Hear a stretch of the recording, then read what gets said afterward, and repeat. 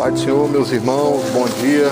Estamos aqui nessa oportunidade, a ministração da ceia do Senhor, né?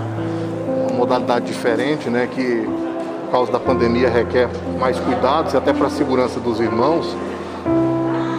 No sistema drive-thru, os irmãos passam, pegam a partícula do pão e o cálice e vão para os seus lares. Os que vêm a pé, eles podem ceiar ali presencialmente, né? De forma rápida e tranquila. Eu quero ler um texto da Palavra de Deus. Se encontra na primeira carta de Paulo aos Coríntios, no capítulo 11, no versículo 23, que nos diz assim: o que eu recebi do Senhor, o que também vos ensinei, que o Senhor Jesus, na noite em que foi traído, tomou o pão, e tendo dado graças, o partiu e disse: tomai, isto é o meu corpo que é partido por vós. Fazei isto em memória de mim.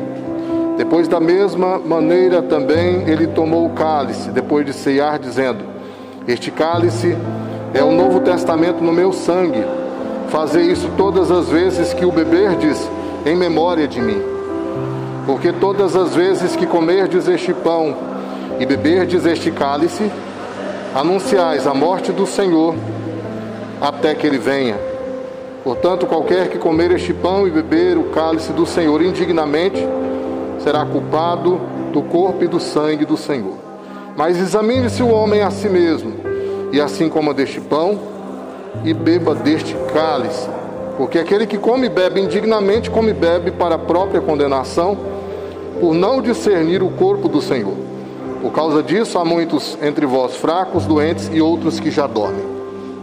Meus queridos, em rápidas palavras, como nos foi proposto nessa manhã, o apóstolo Paulo aqui, na primeira carta aos Coríntios, normatiza e estabelece, através do Espírito Santo, alguns princípios que vêm reger a prática do sacramento na vida da igreja, de um dos sacramentos, né? O primeiro sacramento é o batismo e o segundo a ceia do Senhor, assim nós cremos. Em primeiro lugar, o que isso quer dizer para nós? A ceia quer dizer que nós precisamos olhar para trás. Em primeiro lugar, a ceia fala para nós do grande amor de Jesus. A Bíblia diz que Deus amou o mundo de tal maneira que entregou o seu unigênito Filho, para que todo aquele que nele crê não pereça, mas tenha vida eterna. E essa entrega foi na crucificação. Jesus se entregou por amar a humanidade. Em primeiro lugar, esse sacrifício de olhar para trás nos fala também da justificação, porque nós somos justificados por aquilo que Ele fez. Estávamos condenados à morte eterna por causa do pecado de Adão. Todos foram feitos pecadores, mas através do sacrifício vicário único, substitutivo e suficiente de Jesus Cristo, fomos justificados através de crermos no seu santo nome. Ele se entregou por cada um de nós. Então entendemos que a ceia, ela não é um funeral, mas uma festa. Jesus tomou o pão e deu graças. Ele celebrou. É a festa que nos fala do sacrifício verdadeiro, único e suficiente de Jesus Cristo. Em segundo lugar, nós precisamos olhar para frente, porque todas as vezes que nós estamos celebrando a ceia do Senhor, estamos celebrando a morte do Senhor até que Ele venha. Sabemos que Ele virá. No Evangelho dele, conforme escreveu João, no capítulo 14, o Senhor Jesus disse, preparando os discípulos para este momento. Ele sabia que estava próximo a sua partida, e então, em vez de ser consolado pelos discípulos, Ele passa a consolá-los. E Ele diz as seguintes palavras: não se turbe o vosso coração.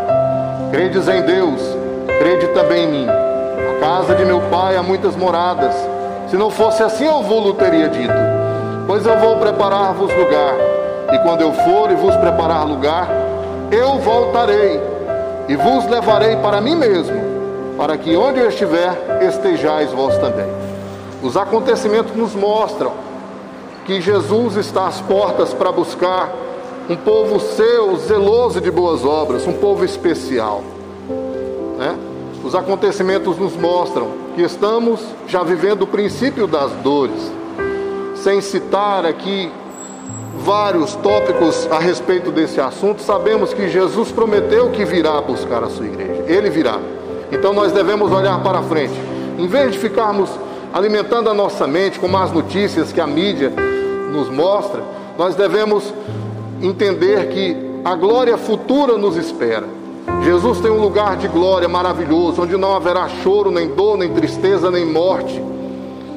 É o que Jesus tem para todos aqueles que nele creem e foram justificados por ele. Então devemos olhar para a frente. Todas as vezes que celebramos a ceia, estamos celebrando a morte do Senhor até que Ele venha. Sabemos que Ele é fiel e Ele virá.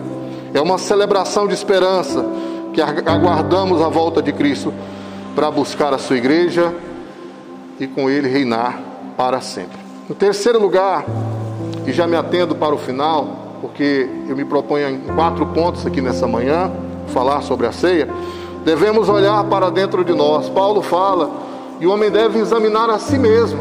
Examine-se, pois, o homem a si mesmo, e assim coma deste pão e beba deste cálice. Isso aqui é um sacrifício, uma celebração em memória do que o Senhor Jesus fez por cada um de nós. Não é brincadeira, é dizermos que nós temos comunhão com Jesus e que Jesus tem comunhão conosco, através de acreditarmos nele e andarmos segundo a sua palavra. Então Paulo diz que não podemos ser inconsequentes diante da mesa do Senhor. Como poderemos participar de forma digna? O teólogo João Calvino chegou a dizer que a nossa dignidade é a consciência de sermos indignos. Olha isso aqui, divininho. A nossa dignidade é a consciência de sermos indignos, mas nós participamos da ceia pela dignidade do Senhor. Amém? Pela dignidade do Senhor, do que Ele fez por nós. Porque nenhuma das nossas obras são declaradas como obras de justiça. As nossas obras são como trapos de imundícia. Mas através das obras de Cristo, através de crermos nele, fomos justificados e salvos por Ele. E em quarto lugar, e para terminar, nós devemos olhar ao redor. Quando participamos da ceia, nós somos um só pão. Somos uma só família, um só rebanho, uma só igreja. É a palavra grega koinonia, que quer dizer comunhão. Então venha participar. Não deixe de participar da ceia do Senhor. Você faz parte do corpo de Cristo. Você é importante para Deus. Deus tem uma obra especial na sua vida.